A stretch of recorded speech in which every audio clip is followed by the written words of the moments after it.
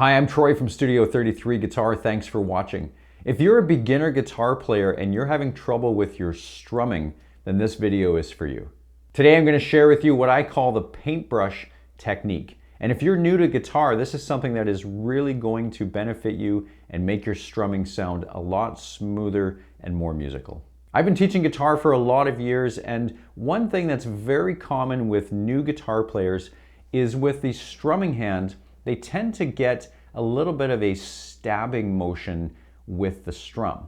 So often when a new guitar player tries to strum the strings, it can sound quite aggressive and choppy. It's something like this.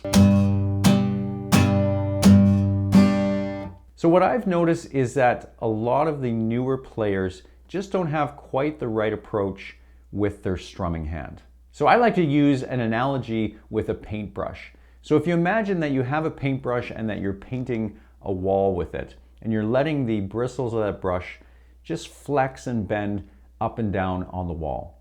You want to think about your guitar pick in the same way, gliding across the strings. And as the pick comes down over the strings, you want it to flex and bend and not be too choppy as it comes down across the strings.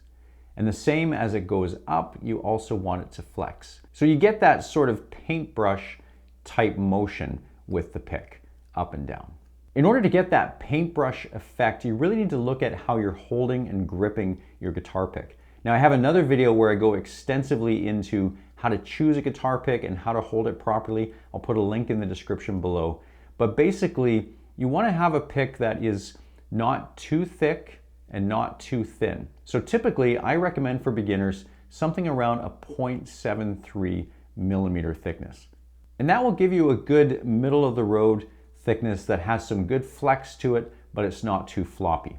If you have something that's too thin, you'll find that the pick is just too floppy and it's hard to control. And the opposite is true. If the pick is too thick, it won't have that flex. So imagine trying to paint a wall with a paintbrush that has old paint on it and it's made the bristles really thick and stiff. You're not able to get that good bend and flex to the paintbrush. So a 0.73 millimeter is a good right in the middle of the road thickness for a pick. Now the one that I use is the Dunlop 0.73 millimeter. I'll put a link in the description below for that as well, where you can purchase it directly from Amazon. And if you're finding that that's still a little bit too thick, then I would suggest going down to the 0.60, but I wouldn't want you to go much thinner than that, because again, it's going to be flexing too much and it's going to be a little bit floppy. Now another key element is you want to make sure that there's enough of the pick exposed in your grip that you're able to get that good flex. If you're holding it too close to the tip, then you won't be able to get much flex to it. So you want to make sure that about half of the pick is hanging out from your thumb so that it has a good flex against the strings. So as you're strumming those chords, just take your time and imagine that you're painting with your strumming hand. Hold that pick just tightly enough that you're not going to drop it, but not too tight that it's really keeping the pick rigid. Make sure that it's nice and smooth so that the pick can get some good flex. So that's going to look something like this.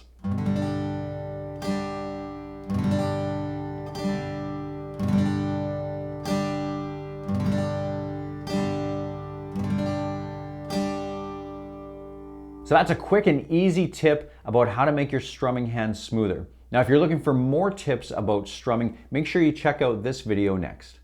Thanks for watching today. We'll see you in the next video.